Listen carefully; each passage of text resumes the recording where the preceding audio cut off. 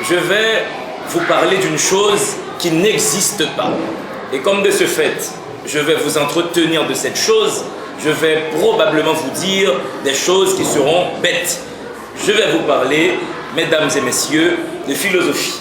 Et ça, au départ, vous le savez, cette chose qui va constituer l'essentiel de notre propos de ce matin, elle n'a même pas eu le courage d'exister. Parler de philosophie, c'est un peu parler de rien. C'est un peu parler de cette chose qui pouvait exister, qui aurait dû exister, mais qui au final n'a pas pu exister. Parler de philosophie, c'est toujours parler d'une autre chose. C'est toujours parler de ce sur quoi la philosophie porte. Et c'est là, si vous voulez, l'essence, l'essentiel de tout discours sur l'activité philosophique. On peut commencer par une chose que vous aviez vue en classe de philosophie, la toute première question problématique, qu'est-ce que la philosophie? La philosophie de ce fait, de ce lieu, est probablement le concept le plus difficile. C'est le point de départ du raisonnement, mais il est difficile de contenir cette notion de philosophie. Alors, commençons déjà par dire que la philosophie, c'est un lieu qui n'existe pas et qui fait exister d'autres lieux. On peut garder ça comme point de départ. La philosophie en tant que telle n'existe pas dans la mesure où il n'y a pas une matière qui serait à proprement parler philosophique. La philosophie est toujours philosophie de quelque chose. Philosophie de religion, philosophie de la science, philosophie de l'éthique, philosophie de l'ethnologie.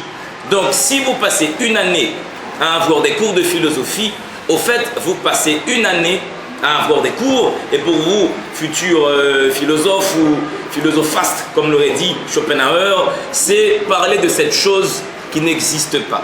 Vous vous attendez ce matin, probablement, à ce que je vous parle de saint Thomas d'Aquin. Saint Thomas d'Aquin qui est perçu, qui est vu, qui est connu comme le grand patron des lettres philosophiques, celui qui est chanté, proclamé à cette belle occasion. Mais moi, j'ai préféré faire un affront à cette façon normale de procéder. Je voudrais vous parler d'un monsieur de préférence qui s'appelle Spinoza, Baruch Spinoza. J'imagine que nos amis philosophes l'ont déjà rencontré. Vous avez déjà rencontré l'éthique. Vous avez déjà rencontré les propos de ce monsieur sur la volonté. Et je pense que parler de Spinoza en philosophie, c'est parler au fait de ce qu'est la philosophie, de l'utilité ou bien de l'éventuelle utilité de la philosophie. Parce que qu'est-ce la philosophie sinon un lieu dans lequel nous apprenons à philosopher? C'est exactement ça que nous apprenons à faire en philosophie. Nous apprenons à conduire notre pensée, à mener notre raisonnement. La philosophie est donc une prétention humaine de contenir le réel, de saisir la réalité concrète dans laquelle nous nous trouvons submergés. Mais maintenant, est-ce que la philosophie de ce fait est un domaine de pensée original? Est-ce qu'il n'y a pas d'autres domaines de l'esprit qui tendent également à saisir le réel? Est-ce que la religion ne fait pas la même chose, par exemple? Est-ce que la religion n'a pas ce point de rencontre avec la philosophie dans la mesure où les deux domaines veulent saisir le réel? Donc, et philosophie et religion sont dans la même mouvance, c'est-à-dire cette même volonté de contenir le réel. La poésie, la littérature est également dans cette mouvance-là. Comment dire la vie? Comment créer de la signifiance? Comment, comme l'aurait dit Jean-Paul Sartre, engendrer du sens, engendrer de l'importance sur le réel? C'est là le but ultime de l'activité philosophique. C'est donc un lieu fait de discursivité. Parler de philosophie, c'est essentiellement également parler de rhétorique. Cette capacité de porter un langage sur le réel, lequel langage peut nous aider à mieux nous situer dans ce réel et à mieux comprendre ce réel.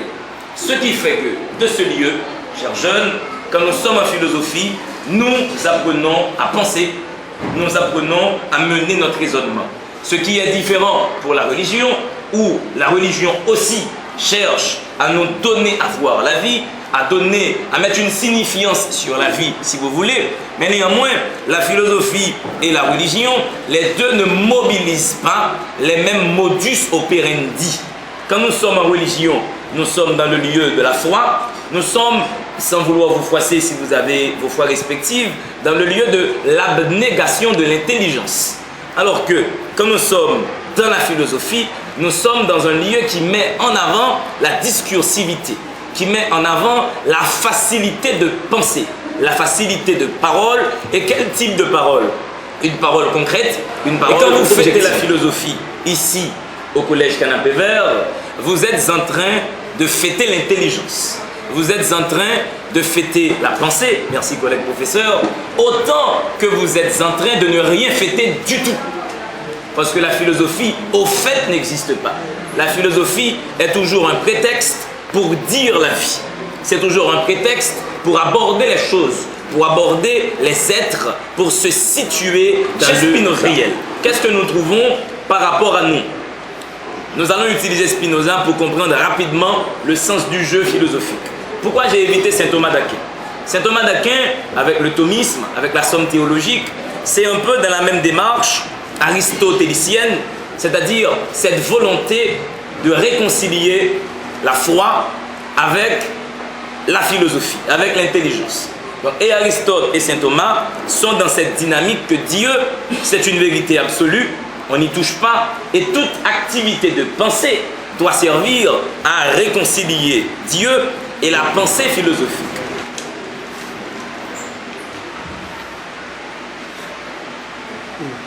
Ça, c'est le bonheur. Je crois qu'il n'y a pas de commune mesure entre l'activité philosophique, un peu comme l'entend saint Thomas, et l'activité théologique en tant que telle. De ce lieu, je pense qu'il faut que nous soyons cartésiens, qu'il faut décanter la religion de la philosophie. C'est-à-dire que ce sont là deux lieux de pensée et n'ayant pas de point de jonction entre eux.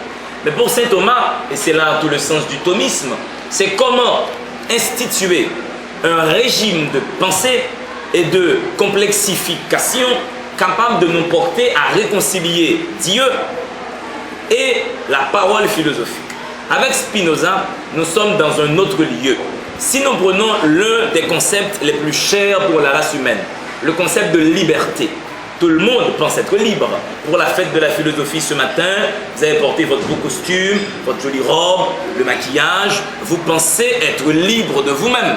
Mais est-ce que dans les fêtes, est-ce que vous êtes libre vraiment? Est-ce que votre façon de vous habiller en tant qu'individu, votre façon de vous proposer aux autres n'est pas surdéterminée par les autres? C'est-à-dire, si vous avez costume, est-ce que ce n'est pas parce que les autres vous disent à l'occasion des grandes occasions, il faut porter costume? Ce qui fait que quand vous portez costume, vous n'êtes pas libre de vous. Ce n'est pas un choix que vous faites. Nous sommes des pantins pris entre les mains des structures sociales qui prédéterminent tout ce que nous faisons. Et c'est un peu toute cette démarche à laquelle la philosophie nous ouvre. Prenons le cas de l'amour en tant que tel. Quand vous dites « je t'aime » à quelqu'un, ne serait-ce que la déclaration de l'amour. Je t'aime, c'est vous poser en tant que sujet, je, moi sujet pensant, aime-toi, objet. C'est-à-dire I love you, moi, être pensant, capable de parole, aimez-toi comme objet. Mais l'activité philosophique va pousser la chose un peu plus loin. Pourquoi moi, aimez-toi? Moi, aimez-toi because you make my happiness. Donc je t'aime parce que toi, tu fais mon bonheur. Ce qui fait que dans les faits, je ne t'aime pas. Je ne fais que m'aimer par ton lieu. Tu n'es qu'un raccourci qui mène vers moi. Quand je t'aime, au fait, c'est ma réalisation que j'aime en toi. Et voici pourquoi quand ça se gâte, voici pourquoi les gens se quittent. Quand quitte-t-on quelqu'un qu'on aimait? On le quitte lorsqu'on arrête de voir son bonheur chez la personne. Oh, tu me trompes, et tu n'es pas sérieux, tu ne respectes pas mes parents. On aime l'autre autant que l'autre correspond à notre système de valeurs. Et on le quitte dès que l'autre n'est plus notre concept. C'est-à-dire l'autre nous échappe, l'autre sort, l'autre rentre à 1h du matin, à 2h du matin. Et ça nous échappe. Et si vraiment on pouvait aimer quelqu'un, pourquoi donc nous refusons à l'autre la liberté de se réaliser sans nous. Je donne un cas concret. Vous sortez avec une fille, c'est votre petite amie, vous allez vous marier dans quelques années. Et tu apprends, alors que toi tu es à la fête de la philosophie à ton école, qu'il y a un certain monsieur Néa qui vient parler, mais ta copine elle est à la mer avec un autre garçon. Et tu piques une crise, tu t'énerves, mais non tu n'es pas sérieuse, je te quitte. Mais quand la fille va à la mer, qu'est-ce qu'elle va faire? Elle va s'amuser. Donc comme vous aimez la fille, vous auriez dû être content de voir qu'elle s'amuse, qu'elle est heureuse. Mais non, vous n'êtes pas content. Parce qu'au fait, ce n'est pas la fille qui vous intéresse, c'est vous en elle. Et autant qu'elle puisse être heureuse sans vous, ça vous dérange. Donc ce qui fait que l'activité philosophique nous permet de faire toutes ces considérations-là. Quand vous dites, quand les gens se disent « j'aime Dieu », en fait, ce n'est pas Dieu qu'ils aiment. Ils aiment ce que Dieu offre. Dieu promet le paradis. Dieu dit « crois en moi, tu seras sauvé ». Donc au fait, nous ne faisons que nous aimer par Dieu. Dieu est un prétexte pour nous. On ne connaît même pas ce personnage. Nous avons Dieu comme raccourci qui mène encore à nous. Pourquoi personne ne dit vive Satan, j'adore Satan, oh mon Satan, tu es gentil, il est combat. Pourquoi on n'aime pas Satan? Avec Satan, c'est la perte de l'homme, c'est la mort du langage, c'est la disparition de l'espèce humaine. Et comme Satan ne promet rien, personne ne l'aime. Tout le monde dit ma pilonnée, diable, ma pilonnée. Parce que pourquoi on veut piétiner le diable? C'est parce que ce diable ne promet rien. Ce qui fait que l'activité philosophique en tant que telle nous permet de faire toutes ces considérations. Et voici pourquoi nous disons que la philosophie, c'est le lieu par excellence de la discursivité. Maintenant, qui peut être philosophe? Ça, c'est la grande question. Est-ce qu'il faut être un philo pour être philosophe? Est-ce qu'il faut faire des études de philosophie pour être philosophe? Moi, je n'ai pas fait d'études de philosophie, par exemple. J'ai fait des études en sciences de l'information et de la communication. Il n'en demeure pas moins que je me considère philosophe. Et j'ai des amis qui sont eux-mêmes philosophes de formation, qui ont fait des études de philosophie. Maintenant, qui est philosophe? Est-ce qu'un enfant qui est scolarisé ici au collège Canapé Vert, qui a 5 ans, et qui dit mais madame, qu'est-ce que c'est? Est-ce que là, nous ne sommes pas dans l'émerveillement philosophique? Ce qui fait que les premiers philosophes sont les enfants. Pourquoi? Parce qu'ils cherchent à comprendre. Et de ce fait, je vous dis qu'un philosophe, c'est quelqu'un qui ne s'est jamais habitué au monde. Une fille de 3 ans chez vous. Et maman qui fait à manger. Et excusez-moi, pourquoi maman? C'est machiste. Papa qui fait à manger. Et maman qui discute avec l'enfant. Et finalement, maman qui est derrière papa, maman est en lévitation. Maman se lève. Maman flotte dans l'air. Et l'enfant qui voit maman flotter dans l'air. Mais papa ne voit pas, on voit l'enfant. Et l'enfant qui rit, il dit maman vole, maman vole. Mais ça n'étonne pas l'enfant de voir maman voler. Parce que maman fait des choses bizarres. Maman conduit des voitures, maman prépare à manger, c'est déjà drôle. Maman arrange le lit, maman marche, c'est tout bizarre pour lui. Donc le fait que maman vole, c'est un acte normal. L'enfant dit maman vole. Mais si papa se retourne et voit maman voler, on amène papa tout de suite à l'hôpital, crise cardiaque. Papa, qu'est-ce que ça veut dire? Donc, le philosophe, c'est de ce fait celui qui ne s'est jamais habitué au monde. C'est celui qui trouve que ce monde-là est une vaste supercherie. C'est celui qui se dit, un peu avec l'allégorie de la caverne, que nous sommes peut-être dans un monde illusoire. Nous ne voyons peut-être que le reflet de ce qui se passe réellement à l'extérieur. Ce qui fait que de ce fait, le philosophe, c'est celui qui veut comprendre comment ça se passe. Quand vous allez voir un prestidigitateur, c'est ce que c'est ça? Un prestidigitateur, c'est ce que vous appelez magicien, avec les grands chapeaux de forme et tout. Quand le grand magicien enlève son chapeau et il y a un lapin qui s'en sort, pour nous c'est l'étonnement total. Nous allons considérer que les hommes sont sur la fourrure du lapin. Nous sommes là, les hommes sont sur la fourrure. Au fait, les hommes normaux, quand nous laissons 6 ans, 7 ans, 8 ans, 10 ans, nous sommes tout au fond de la fourrure du lapin. Nous ne cherchons pas à comprendre comment le lapin est sorti du chapeau. Le philosophe, lui, il est suspendu à l'extrémité des poils. Il veut regarder le magicien dans les yeux. Il veut comprendre comment fonctionne le monde.